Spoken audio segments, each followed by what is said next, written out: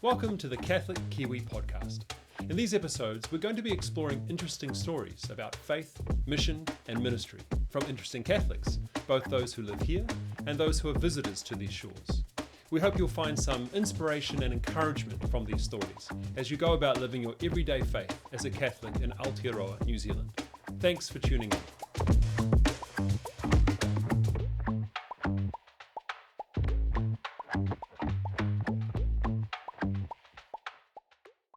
Kia ora and welcome everyone to the Catholic Kiwi Podcast. We're very grateful to have your company on this episode, and our guest today is Amanda Achtman. Amanda, in her own words, had mountains, cowboys and entrepreneurs as her inspiration growing up in Canada. She has been an advocate for people's freedom, a hot topic these days, including fighting to protect the vulnerable as euthanasia has spread in her homeland. Amanda's academic qualifications and honours are in fact too long to list. She is in Aotearoa, New Zealand for a number of speaking engagements with Catholic and other faith-based groups, and it's a pleasure to welcome you, Amanda. Thank you. You know, within my small circle of family and friends, I have 4 Canadian Kiwi couples, so I think there's a great synergy between our peoples. Have you found like-minded people while you've been here? I certainly do think our countries have a great deal in common. And how long have you been in the country? A few days. Just a few days, so you're still acclimatising, getting over the jet lag. So we're grateful to have you, Amanda.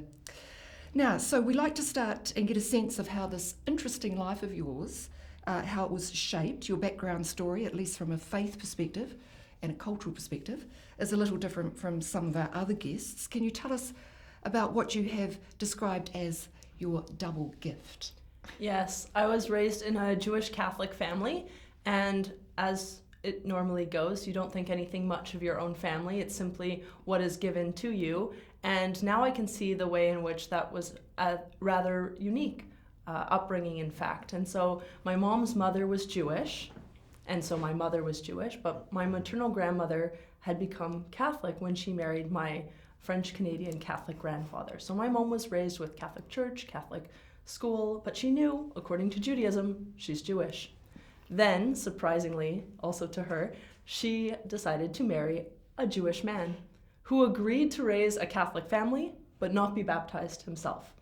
And so that is how I came to have 3 out of 4 Jewish grandparents be Jewish matrilineally, according to Judaism, and yet be a lifelong practicing Catholic.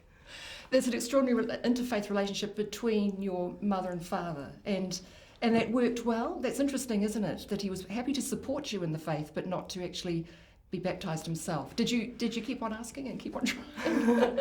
Well, we joked that he's a Jew who's a practicing Catholic because he actually came to Mass every Sunday while I was growing up for the sake of the family unity in this regard. And I would see he would go up for a blessing and my mom would receive communion and they would stand side by side. And so this was simply the witness that was given to me, and with a great respect for personal freedom, but also a great respect for seeking the truth. And another big influence in my life and another formative Jewish experience was having my father's father move in with us in my high school and university years. And he was a Polish Jewish atheist. He had come to Canada, thank God, in 1937 from Poland. And he was the last one to join his family members who had already come in previous years. He was finishing high school in Poland, and on his 18th birthday in 1937 made it to Canada. All the extended family perished in the Holocaust, and so I remember being quite a young child in the early days of the internet, and my mom saying, if you Google our last name, you won't find many Achtmans because they perished in the Holocaust. So that was an early sensitivity to the history of the Holocaust and the precariousness of life.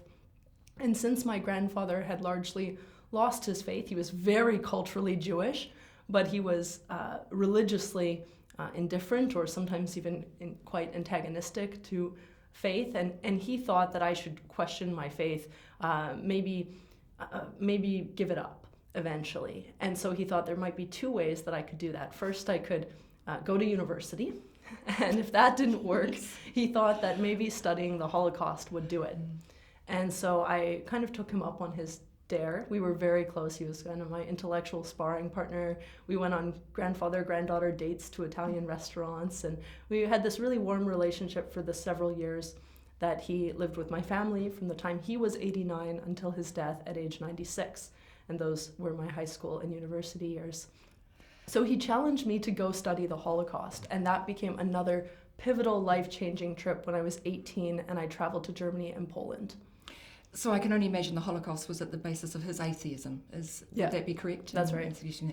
I can only imagine the conversation around the dining table in your home was just extraordinary. Yeah, and you can imagine when my grandfather was there and the bishop came for dinner, he would save all his most raunchy jokes to pull out when the bishop came to eat with us. It was absolutely hilarious. He would pull out the religious jokes, that he would always push the boundaries, and we would just laugh because he could get away with anything. How wonderful. And siblings, they were around the table too? A younger brother, yes. Yes, lovely. That bishop must have had a very thick skin. Yeah. So look, as a child, so that means you would go to a synagogue one day, a church the next. It must have been very confusing. But what are your memories of the synagogue experience and the church experience when you were little? Well, it was actually my mother who had more of a kind of openness to introducing me to Judaism, even though she was not raised in it. But because my father had agreed, as he had to do, being married to a Catholic, that the children would be raised Catholic, and so he was very supportive, and he did not want to interfere with that. So my mom almost had more ease in acquainting me with the Jewish community. And so, for example, I would go to a Jewish film festival at a synagogue and kind of take in the Jewish community life, and then I'd go to the outdoor Way of the Cross. And I didn't think that this was, for me, this was just an expression of my identity, which felt quite coherent in myself. How could I be anything but Jewish and Catholic? I'm simply both. And so it always kind of nurtured me in a coherent way. And that really, as I've grown up and as I've heard other people's stories, that is kind of remarkable. And it is really a grace that I could receive both traditions without being utterly tormented by it. And what were other people's reactions? What were the people's reactions in the synagogue to the fact that you would then be heading off to a Catholic Mass? Any antagonism between the faiths? Well, not normally something that I would mention where I was headed after, but I tried to inhabit both worlds and to be at home in both spaces with great respect, and to receive these two traditions that, in a certain sense, constitute the tenor of my complete personality. Mm-hmm. And so I need both. And I choose both. They're both extremely enriching, and I need them in turn and in their alternation. Now, there are certainly, within the Orthodox Jewish community, the sense that I'm a Jew. I'm halakhically Jewish. My mother was Jewish. It is looked at as a matter of deprival that I was not raised in an observant Jewish home. And so I'm actually pitied by Orthodox Jews and by my rabbi friends in that regard. And then in the Catholic community, it, of course, is very mixed, but I think by and large Catholics understand that there's a need to attend to the Jewish roots of our faith. And since Vatican II and since Nostra Aetate, there has been a deepening of the recognition of the Jewish roots of the faith. And so I think I also grew up in a time where it was opportune to live a Jewish Catholic identity. So, Amanda, you mentioned the Holocaust, and obviously something extraordinarily important in your grandfather's life, and you went to Poland. So can you tell us about your experience of the concentration camp that you visited on a regular basis, I think? When I was 18, I traveled on this March of Remembrance and Hope Holocaust study trip to Germany and Poland with 60 students from all across Canada and 2 Holocaust survivors. And that trip profoundly marked me. In a sense, it was at the provocation of my grandfather, who was really challenging me to face up to these big questions of suffering and mortality. And so I went with that in mind. Would I have an experience that shatters my faith or that totally discourages me? Or would I leave that experience with a kind of moral clarity or with a sense of direction about how to live my own life? And it was very much that. It was very much a basis for ethical sensitivity and a clarification of my life's trajectory, because it was during that Holocaust study trip that one of our guides said that dehumanization is at the core of genocide. And I thought, if dehumanization is at the core of genocide, what does it mean then to humanize humanity? What is the opposite? And if so much has gone wrong by misunderstanding the nature of the human person, who is it who understands the human person rightly? And that's what led me to spend 2 years studying the life and thought of John Paul II, and eventually to move back to Poland, a place that I had not thought I would specifically return to after that Holocaust study trip, but then to steep in that country of saints, heroes, and martyrs all the more deeply, and to study specifically responsibility in the thought of John Paul II.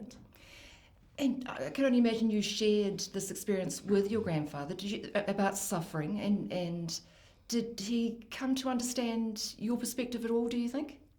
We had a lot of intense and vigorous conversations, and definitely toward the end of his life, there were moments of struggle and challenge. I would say toward on the very last visit that I had with my grandfather, even though he had been such a staunch atheist, he was still using kind of religious language. For example, he said things like, "These nurses who are caring for me are angels." And he said, "What a miracle my life has been, that I could live to be 96. So the sense of gratitude and the sense of wonder was so present. And I just think that's very beautiful. And it's also what I kind of cherish, is that yes, there was a kind of stubbornness in matters of faith, but ultimately that final visit revealed wonder and gratitude. So clearly your study and experience in Poland fueled the advocacy work you're doing now. Do you want to talk us, so you work around the world talking about euthanasia, and particularly trying to protect the vulnerable from the increasing prevalence of euthanasia. The Catholic understanding of this issue is pretty widely known. What is the Jewish perspective on assisted dying or euthanasia? Well, first of all, there's the saying, 2 Jews, 3 opinions. And so Jews vary widely, and there isn't just one sort of universal teaching. But I would say that Orthodox Jews who are observant of the commandments and who take the religious life seriously, are very, very closely aligned with the Catholic position, that euthanasia is wrong, that it's suicide, that life is a gift, and that we cannot just dispose of our life, that it is a gift that we receive from God to cherish. And so, yeah, I would say that. And yet people, as in any tradition, who move away from receiving life as the gift that it is, can be, I think, a bit more tempted to euthanasia, but that's much more nuanced. There are people of faith who are also tempted to euthanasia, and there are people of no faith who have such a natural love of life and who are phenomenal advocates against it, and say you don't need to believe in God to believe that it's wrong for doctors to kill their patients. I will say that it's very connected to my trajectory, that my grandfather lived with my family for several years. It's not that common to have intergenerational households, especially that he was in his much later years while I was in my high school years. And it was during that time that the government started talking about legalizing euthanasia for people whose deaths are reasonably foreseeable. And so I had someone who fit that category.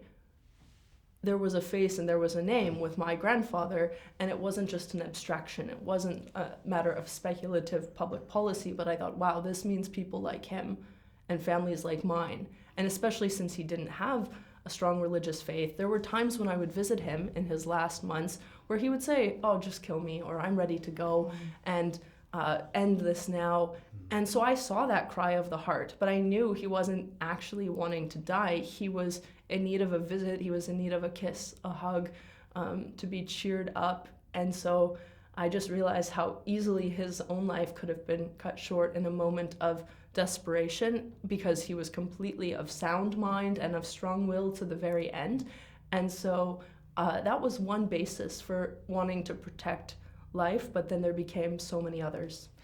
So the support crew, the support people around the terminally ill, they're so crucial, aren't they, to fight the fight for them when they are in this vulnerable, weak state? Yeah, because I wouldn't fault people for thinking that they want to die.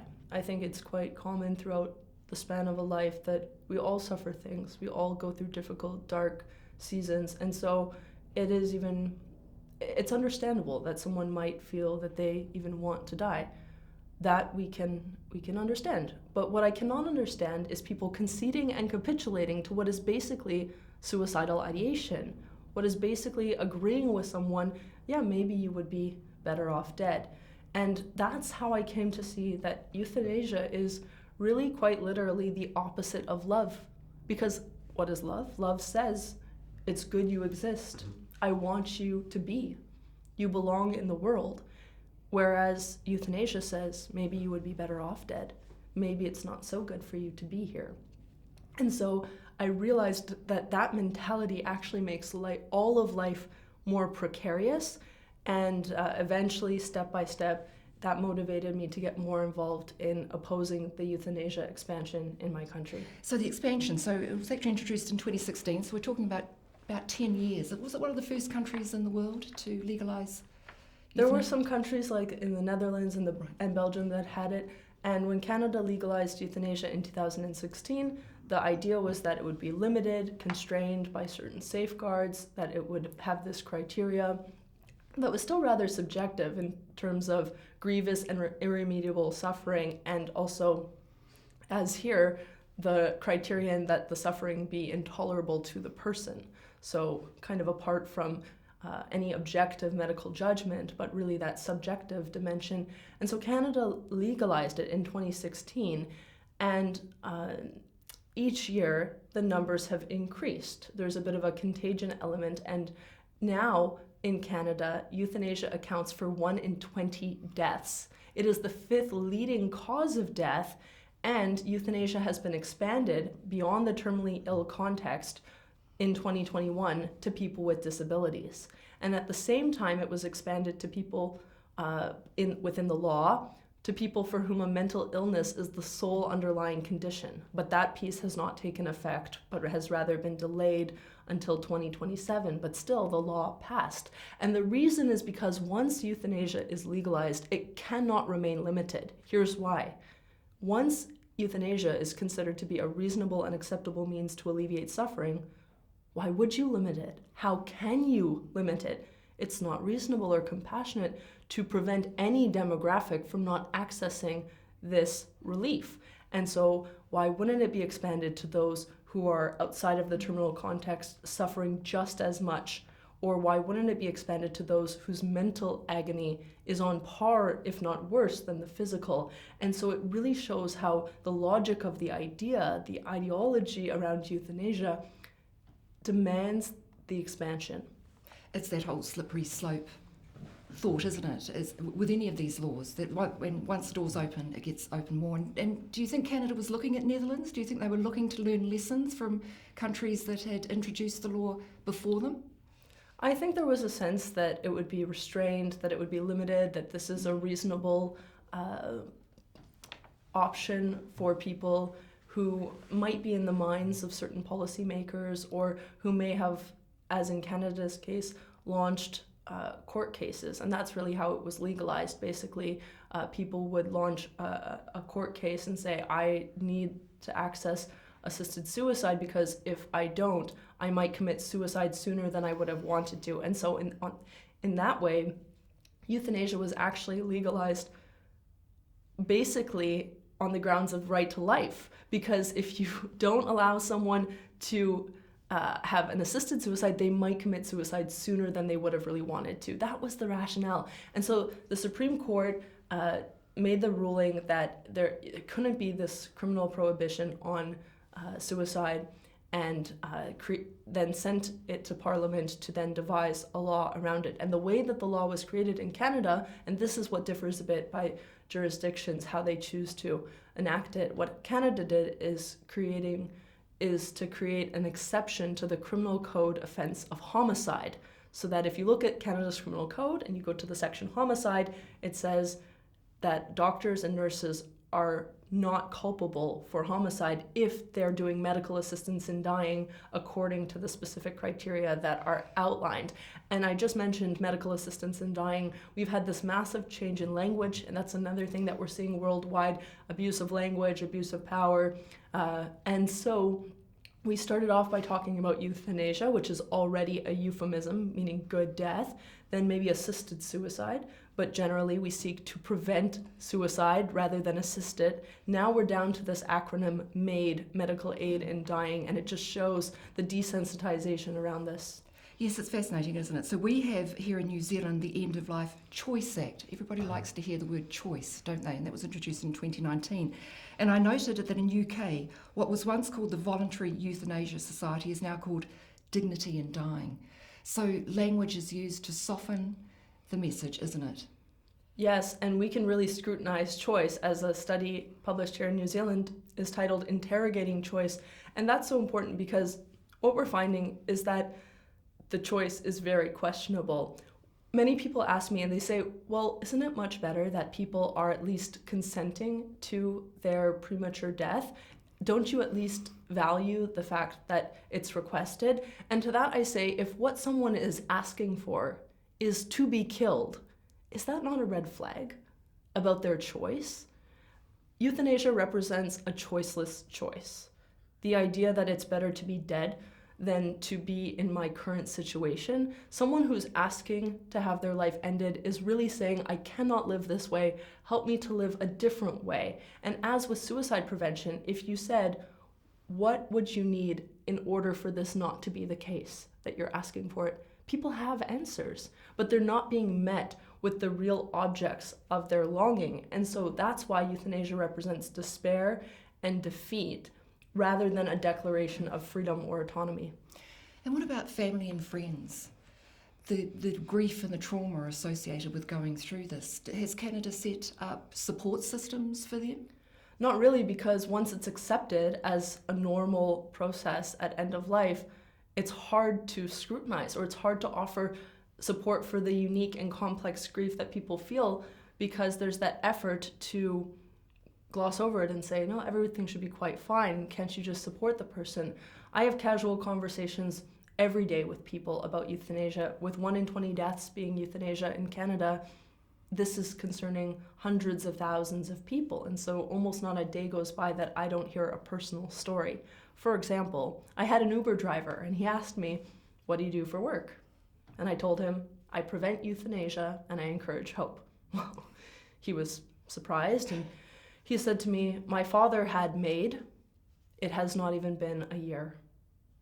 And I said, would you like to talk about it? And he said, actually, I would. So we're driving, and he says, my father was the ideal candidate for MAiD. Stage 4, terminal cancer, he was in pain. My mother supported it. My brothers all agreed that if this is what he wanted, we would support him. And the doctor was going to come to their living room and do it there so he could die at home. I thought it was the ideal sort of circumstance. If MAiD was created for anything, it was for such a case as my father. But then he said, I have to tell you though, he said, it's the most effed up thing in the world knowing that your father is going to die in 7 days, then 5 days, then 3 days, and then in 15 minutes. And you're powerless and you don't do anything about it but just wait and watch. And then he reflected a little further. And he remembered something that I think he had forgotten until that moment. He said that his father had gone to the doctor in November and asked whether there's a chance that he could make it to Christmas. And the doctor said to him, there is a chance you'll make it to Christmas, but if you do, it won't be a Christmas with you your family would want to remember. And so he was killed before Christmas in his mother's living room. And she doesn't even want to go into the room anymore because of the trauma.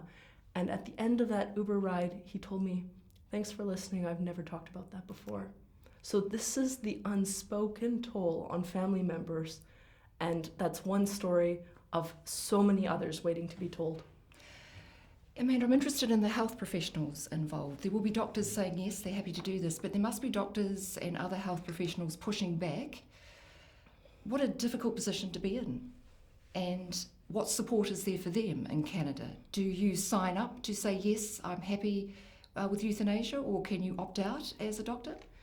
In that criminal code section that I mentioned, their very last section says, technically, that no medical professional will be compelled to be involved with medical assistance in dying. However, the interpretation of that has been very problematic because of the determination that people still have to make an effective referral. And so people of conscience, people who would like to not have anything to do with the killing of their patients, are still facing pressure to make referrals to other physicians who will in fact kill their patients. And so that puts doctors obviously in an impossible position. And also we're seeing institutions face more and more pressure. There was a hospice that was shut down in Canada, Delta Hospice in British Columbia, simply because they would not provide euthanasia on site. And a Catholic hospital in Vancouver is being sued. And this lawsuit was launched by Dying with Dignity, the euthanasia lobby group in Canada, simply for not offering euthanasia at this Catholic hospital. So this shows how totalizing and ideological this has become, that the proponents of euthanasia are not only satisfied with it being legal and widespread, but that it would have to be in every single healthcare institution that is publicly funded. And this discounts the perspective of patients who desperately desire MAiD-free spaces. I would want healthcare in a MAiD-free space. What right is there for patients, especially patients with disabilities, who are elderly, who are vulnerable, and really to be a patient is to be one of those things, then to not have access to a euthanasia-free space? So one of the groups you work for is the Canadian Physicians for Life. Can you just describe that group of doctors or health professionals? Canadian Physicians for Life is a group of medical professionals committed to humanizing healthcare and practicing healthcare according to the Hippocratic Oath of not doing harm. And they are a wonderful network of people who believe in life-affirming healthcare and in doing things for the good of their patient, for their patients. And part of Physicians for Life is educating medical students and physicians in ethics, providing mentorship and support to med students about how to navigate the application process, how to go through med school as someone who wants to promote the life and health of their patients and not become part of this kind of death, culture of death that we have. And also there's bioethics conferences that bring medical students together to study the humanities and reflect on their practice in light of the tradition of ethics and philosophy. So it's a really uplifting organization that is trying to be a professional and medical antidote to the kind of professionalization of the death kind of doctors. Yes. I researched to see if there was a similar group for health professionals here in New Zealand, and there used to be a group called the New Zealand Medical Association who actually voiced very loudly their disapproval of the End-of-Life Choice Act, but sadly they have disbanded. But I'll just say to our viewers and our listeners, in the show notes we will provide links for health professionals and for anybody interested in pro-life causes, particularly for euthanasia. We will provide links for those New Zealand groups in the show notes. Amanda, so where does that leave palliative care in Canada? I can only imagine if resources are going toward assisted dying, how many resources are being directed toward palliative care? Yeah, definitely it's a problem for palliative care and for all other kinds of options for people, whether it be housing support or social benefits. Everything gets eroded when that population or those demographics are being discarded, dismissed, and discounted by the euthanasia mentality. We have fewer and fewer people to advocate. Also, by killing people with certain disabilities, chronic conditions, cancer, whatever it may be, that prevents medical development and technological progress because we're not trying to find cures. So it's not just diverting funding, but it's like, where is our incentive? Where is our inventiveness, our imagination, our thrust? Many people get into medicine because they have someone in their family who maybe died of cancer, and that motivates them to go and try and, if not find a cure, then to work with patients having that same experience. And so we don't want to lose the experiences that spur on development. Now, palliative care is one piece of the puzzle, and in Canada, the bishops worked very hard to create a palliative care toolkit. It's called Horizons of Hope, which is to equip and empower churches to know more about how palliative care can address physical pain, and this is a very important piece of the puzzle. However, now that Canada has expanded euthanasia beyond the terminal context, we have to know that palliative care is not the sole rebuttal to euthanasia, because so many of the reasons why people are seeking euthanasia by their own admission are not actually primarily connected to physical pain or even the fear of pain. The Canadian government does capture the data of people's main kinds of suffering leading by their own admission to the request for euthanasia. And the number one kind of suffering that people say leads them to request euthanasia is the inability to engage in meaningful life activities. The second one is the inability to do the personal activities of daily living and personal care. And so those are the top two. Pain and fear of pain, loneliness, feeling like a burden, financial, those are all on the list, but they're after those two. And that is so telling. And what that reveals to us is that we, especially within the church, have to be way better spiritual and cultural entrepreneurs to know that there isn't a single solution to something that is such an expansive existential crisis about meaning and the value of life in the face of suffering and death.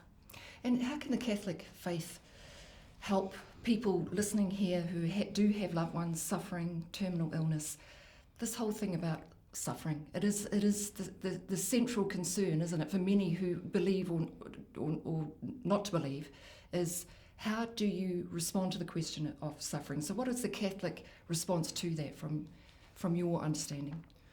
Oh, well, of course we can speak about how we can unite our suffering with the cross of Christ and the fact that suffering can have a redemptive dimension.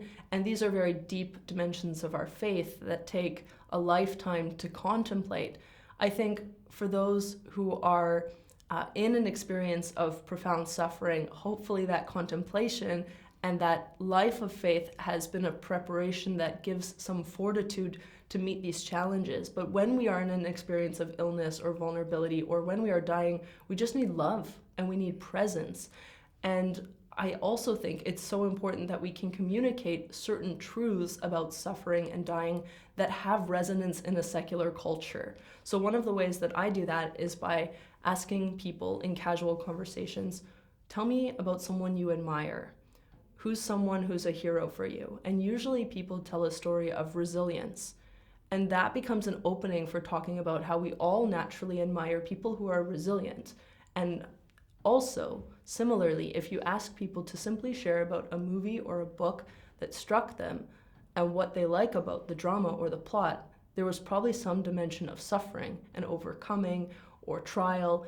And so it's natural, like there's no good story without suffering. That doesn't mean we seek suffering, but it means that really what's eminently human is to suffer, to be challenged, to overcome. And also you can ask people, what has been a time of great intimacy or great communion? And often it's a communion in suffering of those who love. And you realize that many conversations of depth, many experiences of great weight have been this mutual confiding of vulnerability. And so that liberates a person to be themselves in their vulnerability when we can be a shelter for the wounds of others. So those are just some ideas, but I do think it's so important that we can translate the truths of our faith. If they are deep enough in our hearts and robust enough in our souls, they will find a resonance even with people who lack faith, because Christ wants to meet them with his gaze of love just as much as he has met us. That's an extraordinary response. Thank you. That's just beautiful. So you're travelling the world, Amanda, with this message and this warning. Younger generations, what's your understanding of where they are at with the question of euthanasia? I've started speaking more and more, especially to high schoolers and university students, about the topic of euthanasia, especially because really euthanasia is legal for people 18 and up. And now it's also not only for those who are imminently dying, but for all other kinds of experiences that people might have throughout their life. I think one basis that has really resonated when I speak about euthanasia to younger people is when I talk about how euthanasia is a form of self-harm. And what self-harm and euthanasia have in common in terms of the underlying motivation is that most people, by their accounts, engage in either self-harm or seek euthanasia fundamentally because of a desire to assert some control, have a modicum of control over a situation, even over a life that seems out of control or uncontrollable. And so I think when we attend to that, the fact that we're grasping for control because life seems out of control, it becomes a real basis for sympathy, for going to our friends, for going to older people, to younger people, and being curious enough to wonder, how has that loss of control or lack of control made you feel so precarious that you're not sure that the world is better with you in it? And yeah, I just think that the more that we consider the analogies between these things, the more it can actually be a basis for hope, because it becomes actually a bond for intergenerational solidarity. One last point I'll say on that is that I was speaking to a 28-year-old woman who told me that her grandmother died by euthanasia in Canada several months ago. And she said, my grandmother was the force of strength in the family, the total matriarch. Nobody messed with her. And if the strongest woman in my entire life could give up in the moment of vulnerability, then what chance do I stand with my own mental health? If it was so easy for her who was dying, how easy could it become for me who sometimes wants to die? And so I think when we realize that our choices cannot but have a ripple effect and have consequences, but in fact we belong to one another, then we can begin the kind of healing that we need in our culture. And with the laws in Canada 10 years old now, is it almost a complacency in Canada? Do Canadians talk about this, or is this why you're on the international stage to go home and say, actually, you should be listening? Well, no one's quite a prophet in their own land, yes, so indeed. I certainly find that there is a great reception internationally among those who are ready to listen to the experiences of Canadians as a cautionary tale about where this may all be headed. In Canada, it's difficult, but in Canada, it's also my mission field because I'm Canadian, and so therefore I feel responsible for Canada. And I begged God to give me a task, and now here is one that I feel very much that my life and education has led me to. And so, yeah, it really is an arena, now that Canada is the euthanasia capital of the world, to receive these stories, to engage deeply with the questions. Yes, it's a bit tough because in Canada, I would say people are largely desensitized. Euthanasia is no longer seen as exceptional, but it has become routine. It's not seen as for extenuating circumstances, but it's become the kind of ideal way to die, so that you almost have to justify, why wouldn't you want to schedule your death? That's strange. And one of the ways that I think euthanasia is most advertised, nobody's really talking about this, is through obituaries. There are hundreds upon hundreds of obituaries that mention the person having died by MAiD. And so you can imagine older people flipping through the paper thinking about how seemingly common this is.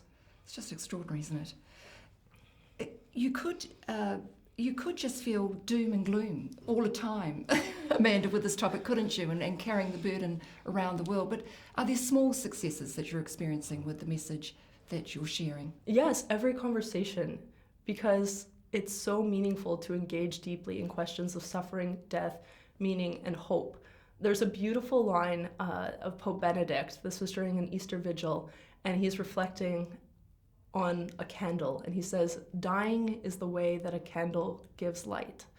And I love reflecting on this, both for our own deaths, that it's exactly in our dying that we are giving light, even as we're fading, even as we feel like we're diminishing, even as we feel we're disappearing. We can be giving light to the world when we know who we are and what our lives are about, and that Christ himself is our light. And then also, dying as the way that a candle gives light can be a basis for my own confidence that spending my life completely to promote the lives of others, to give that message that it's good you exist, is worth it. There's nothing that I would rather be doing. And indeed, 40 countries, you said to me before we taped. You must love to travel. I do love to travel. Yeah, I wouldn't do it if I didn't absolutely love it, and if I wasn't called to go to the ends of the earth with this mission. Fantastic, Amanda. Now, the answer to this question I can tell you is yes. Do you love Lord of the Rings? Yeah.